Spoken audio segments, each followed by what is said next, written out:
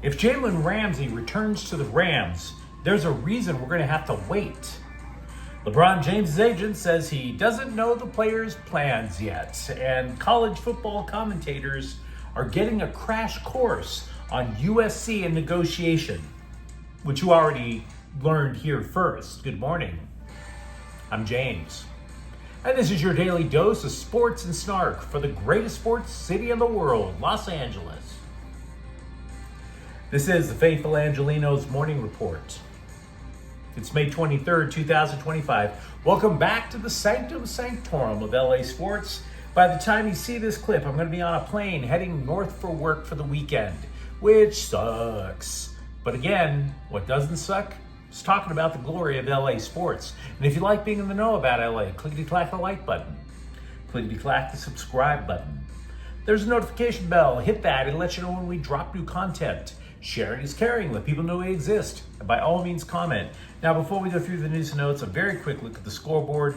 There weren't any games involving LA teams yesterday. Hope you got lucky, or at least touched some grass and wished about getting lucky. Meanwhile, today, the Dodgers are at the Mets. That game's at 4, and Golden State is at the Sparks at 7. So, with that out of the way, what do you say we get to the news? The NFL Network is reporting that nothing is imminent about a potential Rams trade with Miami to bring back defensive back Jalen Ramsey. And there's not going to be anything imminent for quite a while. We all know that the Rams want the guy back.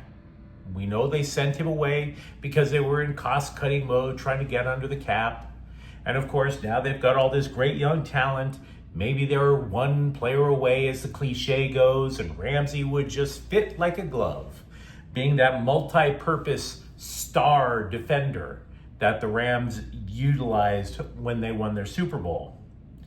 The Scribes said to wait until July 1st, but then he did not explain why. So well done, sir. Way to earn your journalism degree with that. Getting us all hot and bothered and then letting us all down with some premature journalisming. Well done. Didn't even get a chance to break out the lotion. Look, I did the legwork. I'm not saying I have inside sources. What I can tell you from experience is the reason that July 1 is an important day in the NFL calendar is because it marks a 15-day window for potential free agents to start negotiating with other teams. They also learn about the salary cap, things like that. Now, it's not that Ramsey is asking to get cut or asking for more money. If I were to guess, the reason that July 1st matters is there are other teams out there who obviously would want a defensive back with Ramsey's skill set. So on July 1st, you can gauge the free agent market. And then if it makes sense to try to go for Ramsey as opposed to a free agent, then maybe the Dolphins can create a bidding war in a trade. That's my belief. So we've been talking about the idea of this reunion with Ramsey. I'd like to see it happen just as much as many of you guys would. We're simply going to have to wait at least another month. Hey, speaking of the Rams, there is still a believer in Tutu Atwell. I'm not saying Atwell should be in the UFL, mind you. I'm just basically saying I'm stunned. Somebody actually still believes that Tutu Atwell is going to have a breakout season. Like, there's a scribe who's arguing he's about to blow up. The guy's from CBSSports.com. He ranked 5 players who could raise the bar in a contract year, and he led with Atwell, this being the alleged sure thing. So the guy goes through some analytics figures, only some of which I've heard of, and let's be real. How much should we really trust analytics? Because it seems to me like every day there's about 3 or 4 new stats that nobody ever heard of to describe why some guy is amazeballs. Never really quite works out that way. But he almost wrote one thing that I agreed with. Almost. The scribe made a point that Sean McVay's offense has always needed a small speed guy in order for the offense to function optimally. Now that could be true. Because if you go through Rams history with Sean McVay, I could recall Brandon Cooks. I could recall Deshaun Jackson. The problem with that argument, though, is that the Rams were happy to let Cooks go as a free agent.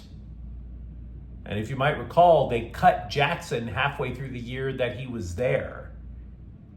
And then they signed Odell Beckham Jr., who does not play receiver like Deshaun Jackson or Brandon Cooks, and then they go to the Super Bowl. So no, I don't buy that argument. Moreover, the Rams have been discussing going back to 12 personnel because they drafted a tight end with their first draft pick. So in other words, double tight end, which would leave Atwell on the bench. So we do have some Rams stuff to talk about. Tell me if I'm wrong about Tutu Atwell, and for that matter, did I just splash cold water on the idea of a Ramsey reunion?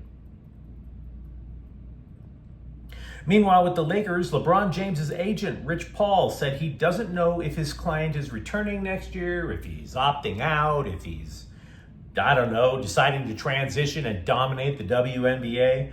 Quote, I wish I had the answer. I don't know. It's early. I don't have conversations like that.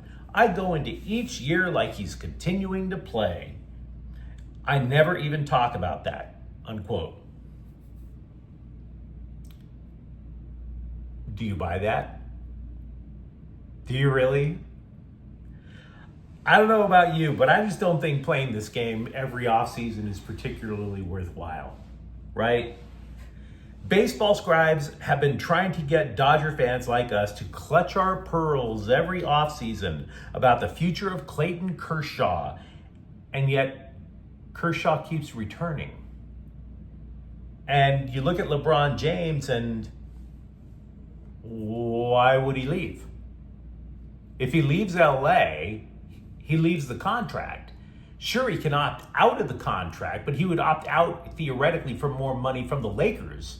The Lakers, with the way that the NBA salary rules are, the Lakers could offer him more, but if he decides to leave for, say, I don't know, Golden State, he wouldn't get nearly as much.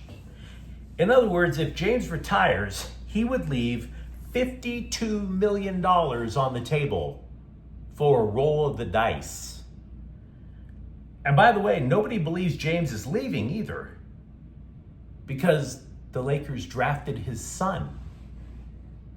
So you guys can try to hype up all the drama all you want.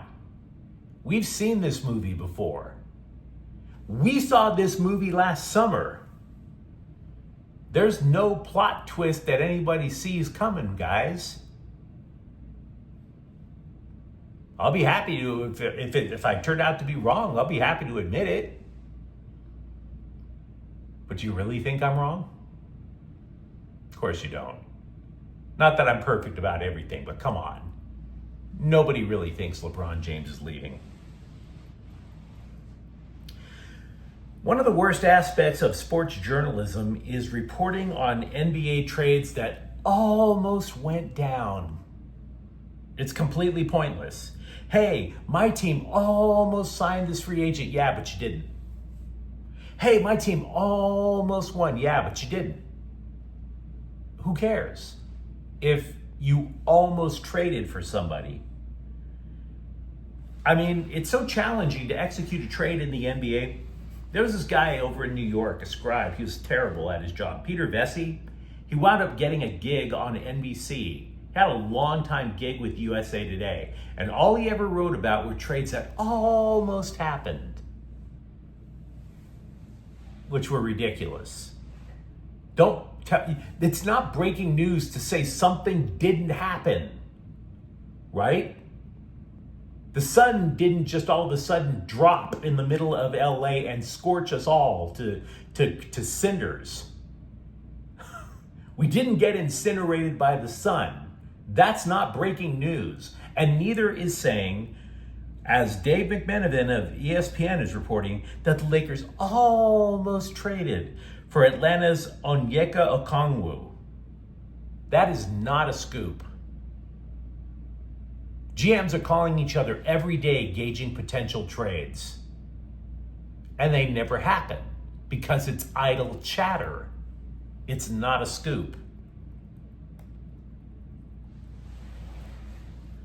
On3.com is reporting that a USC booster will take the program out of his will if the battle for the jeweled shillelagh ends.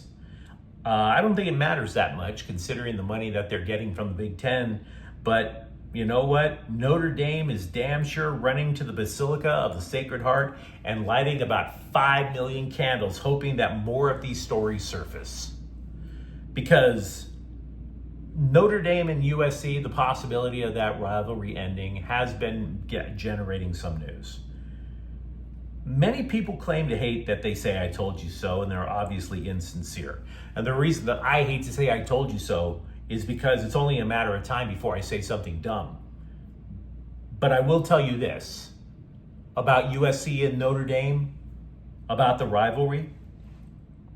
Yesterday, I was telling you guys how USC had all the leverage in negotiating a contract to continue this rivalry with Notre Dame. See, in order to qualify for the college football playoffs, the Irish need to play USC because their schedule often as a non-conference team is significantly softer, traditionally softer. The Trojans always have the tougher schedule, always. So USC runs the table in the Big Ten, they're in. Notre Dame runs the table against a bunch of cupcakes, they're not. To be fair though, Notre Dame's schedule this year is tougher, to be fair. So anyway, that gives USC all the leverage. And about 3 hours after I dropped that take on you guys yesterday, all of a sudden, a bunch of college football experts, USC bloggers are like, whoa, USC has all the leverage. You're welcome. Look, the Trojans want this game to take place earlier in the season so that they could space out their cross-country flights. And this brings me to something that I'm not sure I've ever done in the history of this program. See, I don't mention the comments often that people make on this show because I want the dialogue to be free-flowing. Even if you disagree with me, we can have a cool conversation. I've made friends on this program talking with people who disagree. Love it.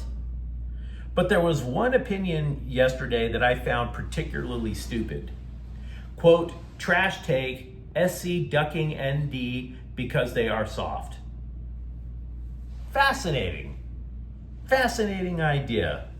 Because last year, while ND had its hands full with such storied football powers as Northern Illinois and Miami of Ohio, USC played a Big Ten schedule and 2 SEC schools. Matter of fact, last offseason, the SEC was claiming that USC was soft. And then the Trojans went out and beat 2 of their teams. There are many legitimate critiques of USC football, guys. But saying they're soft? That opinion is full of more crap than a porta potty at a chili cook-off. It's okay to disagree with me. Use your head when you do it. One of the first things that incoming Kings general manager Ken Holland did was to invite his predecessor, Rob Blake, out to dinner. Which I admit sounds awkward at first, but hey, free grub, right? It's not like he stole Blake's wife. So let me tell you this, I lose a job, somebody offers me dinner, I'm in like Flynn. I'm there. I got the bib tied around my neck and bringing my own utensils. Let's get to grubbing. So Blake and Holland talked about the Kings roster, they exchanged pleasantries, and Holland told The Athletic afterward that with the salary cap space Blake left, quote, I plan to be aggressive. Ownership is prepared to go to the cap. Whether that happens in the next 6 to 7 weeks, or next year at the trade deadline, or next offseason, but certainly the plan is to be aggressive at the right time, unquote. And yes, then the Scribe and other hockey scribes have been throwing names against the wall. But the thing is, nobody is actually connecting the dots with sources. They're not saying the Kings have reached out or that the player has said, hey, I want to play in LA. Nothing like that. It's names against a wall. So when you hear about those names, keep that in mind. But you let me know what you think of the comments thread. Talk to me, for example, about Jalen Ramsey potentially having to wait to see if that return materializes. Or for that matter, do you actually think LeBron James is going to leave LA? And if you enjoyed the content, don't forget to subscribe to Faithful Angelenos. We're talking LA sports every single day here. Thank you for watching. I'm James. We'll be back tomorrow. Faithful Angelenos is a Corte El Queso production. Take care.